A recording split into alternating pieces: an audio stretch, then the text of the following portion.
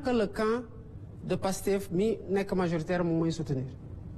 mais malgré tout man maa def ay termes de référence ne kaay leen ñu waxtaanee lépp ci système politique bi yépp ban organe moo koy tëgg naka la ñuy voter lan mooy nekk ci code électoral bi lan mooy nekk ci leneen ak leneen ak leneen le statut de l'opposition et de son chef tout naka la ñuy constituer parti politique yi je n'ai pas de sujet tabou sur la question et mieux je dis aux autres bu dee dafa am lu ñu war a waxtaanee te xalaatuma ko ci terme de référence yi yokk leen ko lan moo tax may def loolu parce que j'ai tiré les leçons de man li ma fekke xam ne jàmm loo ko jëndee di nga dem uti jiwaat ko xam ne que développement mënul am dans un environnement de tension et d'instabilité nekk ci intimité nguur am responsabilité wu assurer la sérénité la sécurité la stabilité et la paix sociale justement loolu moo tax may woote dialogue en temps de paix je l'ai encore dit balaa dara di xew les dialogues ne doivent pas servir à corriger des choses qu'on aurait pu anticiper en termes de conflit parce que après tout le mal est déjà fait ñi gaañu dootuñ ñëwaat ñi dagg seen loxo dootuñ ñëwaat ñi ci ñàkk seen liggéey parce que fu ñu doon liggéey dafa yàqu dootuñ ñëwaat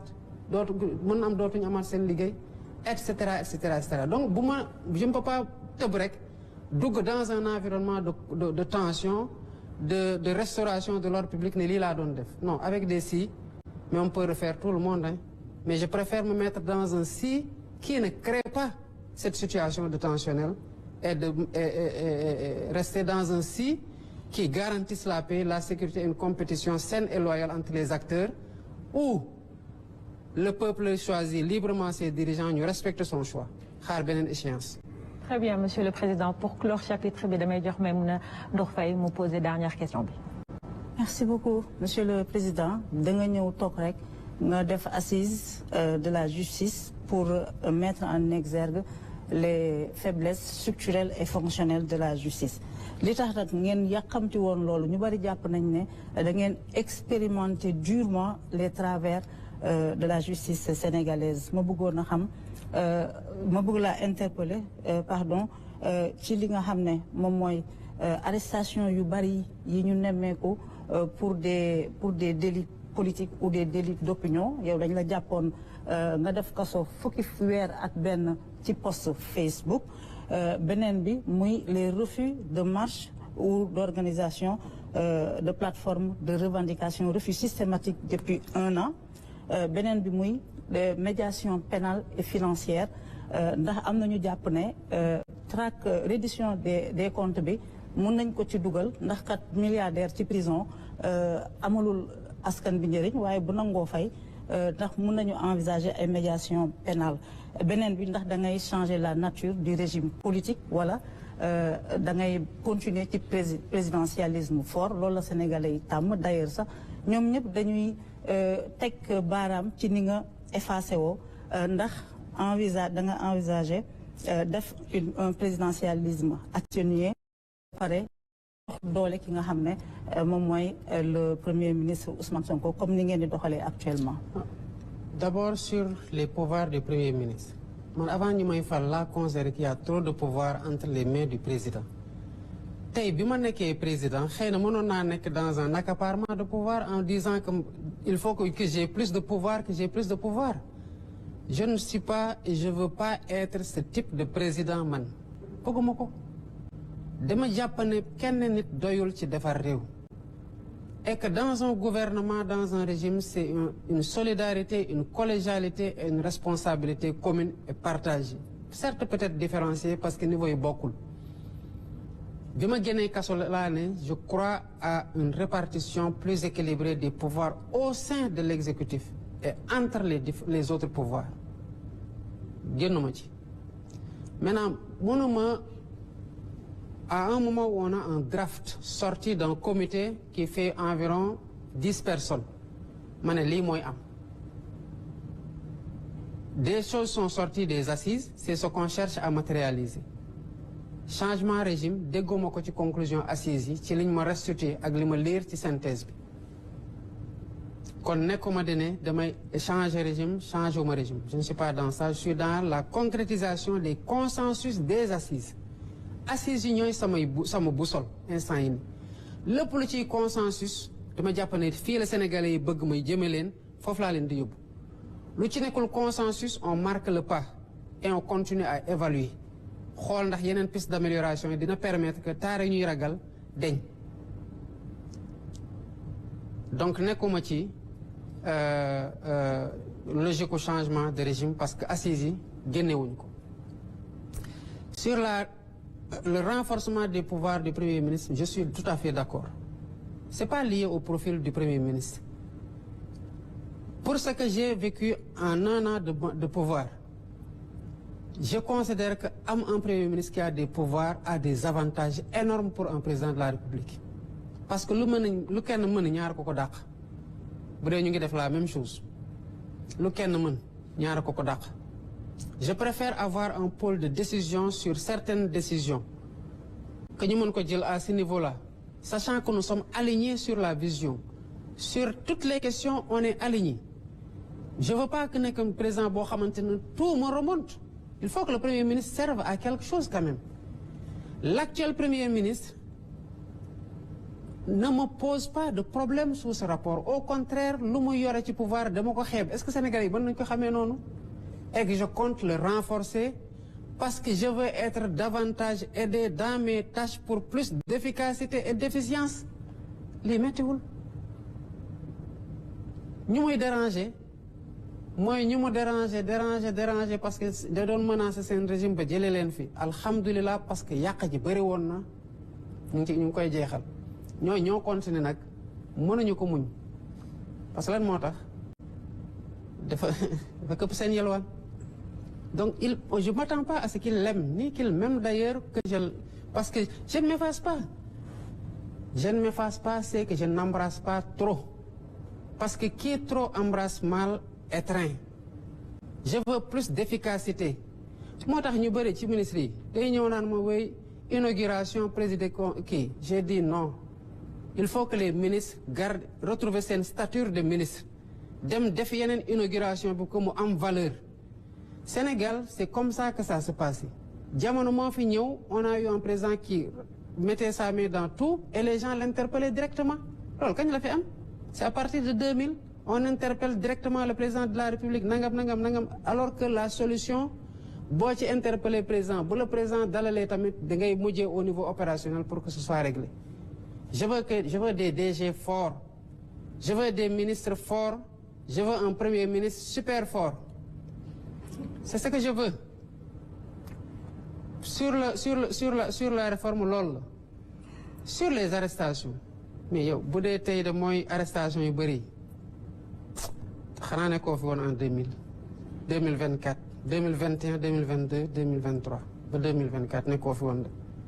man maa ngi woon kaso de je sais que ce qu'il y avait là-bas par chambre ñu nekkoon Rebeuss toog 15 jours mënuñoo tëdd di taxaw ñu bëri amee fa sciatique ak leneen j'étais là les arrestations yi fi am lan moo tax ñu arrêté leen ñu bëri ils ont été convoqués te malheureusement xam lan mooy problème bi day xew c'est arrivé ici fii ça c'est la salle du conseil des ministres à l'heure de posement PM fee la ñuy toog pour xool yenn dossiers ma ne ko mais dama gis na déw dañ ko arrêté mu ne ah bon lan la def ma ne ko daf mel ne yow la doon kii de mu ne moom je suis même pas au courant ma ne ko malheureusement nit ñi dañuy wax ne yow la du moom du man c'est la justice qui fait son travail maintenant la politique pénale c'est notre responsabilité parce que nag ñun ñoo am responsabilité doxal secteur yëpp y compris le secteur de la justice moo tax mënuñu ci am un désengagement total comme les gens le souhaitent ce ne serait pas responsable mënuñu jël un ministre fal ko mu yore formation professionnelle ñu bàyyi ko muy doxal lu ko neex mënuñu jël un ministre fal ko mu yore des finances mais le ministre bu ñuy gën di surveiller aujourd'hui c'est le ministre des finances parce qu'on veut qu'il y ait des réformes yoo xamante ne day changer le visage de la tenue des finances publiques en termes de transparence et d'orthodoxie noonu la ñuy xoolee tamit le secteur de la justice parce que dañ ci am responsabilité amaa nag nit wax na dara wala def na dara justice def enquête am à travers les canaux appropriés interpellé ñëw atte mais ñaata nit lañ fi bàyyi ñi ñu interpellé xoolal le ratio entre le nombre de personnes ñu ñu interpellé ak ñaata lañ ci bàyyi ñaata lañ ci tëj xoolal bu baax defal le ratio maintenant en soi que ñu woo nit parce que la justice désire l'entendre ou même le traduire mais le juge dit deful dara ñu bàyyi ko mais ñaata yoon la fi xew ñii ngay gis ñëpp dinaan dañ leen di interpellé ñenn ñi ñu bàyyi leen ñenn ñu tëj leen 15 jours mais ñooñu à l'époque yàggul dara mandat de dépôt obligatoire la lañu la doon def automatiquement da nga ne man dañ maa kii woon dañ maa tëjoon ci opinion d'abord man waxuma woon dara jaroon ñu yóbbu fa c'était dans la même logique faagaagal ñu mais li ma bindoon ci Facebook amul woon enquête il n'avait qu'à me mener en flagrant délit un juge aurait décidé si j'ai fauté ou pas tëj ma lu mu war a tëj mais gaw ma ne naroon nañu ma tëj 11 mois pourtant tëdd naa ko donc les réformes sont en train de se passer maintenant nit ñi ñoo war a jël responsabilité ñi ci arrêté ñenn ñi ñu bëri ci ay saaga lañ leen arrêté am nañ ci ñu ci arrêté yàggul ils sont même pas dans la politique mais ku toog TikTok wala Facebook wala beneen réseau jàpp benn doomu aadama bu am waajur am ay rakk am ay mag am njaboot mais nekk gor ci biir réew mi nga di ko daggal saaga comme da nga am permis à insulter une personne parce que da nga ko jël en chasse ñu ne yoon du def liggéeyam parce que ñun sonoon nañu avant ñuy ñëw mais la justice ne va pas démissionner elle va faire son travail sur tout le monde nag tout le monde ñi fi nekk comme ñi fi nekkul ñi ànd ak ñun comme ñi àndut ak ñun te loolu mooy suñu promesse aux Sénégalais on va la tenir maintenant li may wax mooy politiciens yi dañuy def lu ne weng ñëpp a teg ci seen bët. Assalamu alaikum badi mandinkola naka moyla nyamani ka dube konto anya banyin terrain min kante jamul la grosse lati badi no momo la terrain karamba jala numéro signalé ya terrain kendo soto imo ko jema ba bondi janteron da mon ko le abake andu han kodo ta membulu isa domando man janin karfula ya ban karambaja nyam mol nya teron sam mol majang amari nara teron yantin dinye mo kende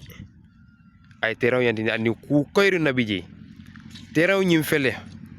nimi lafta yena e ka kuntuye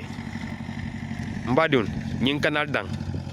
mbadun nal bonna vacances la jani kata wonde korda kono fere ke yeta sang te sito fele sansa nya teron sanjana to ko majang nyasa mimma o mari bañi video jibe kanne nyin korda ko ma nyabe minto bari badde no mbam min falale alkana son jey kanal ma momo la teron jannak karamba jala numéro contacté nya teron lijante jang ilata momine nanan ayna teron lijante sabanin domondi rek yele teron soto imam bata sabanin domondi teron soto jio bijang kuram bijang fombe bijang kala jël molba do ko drona molba siri la korda ko ni hakilo ten kundi 85 ko la are hanana jël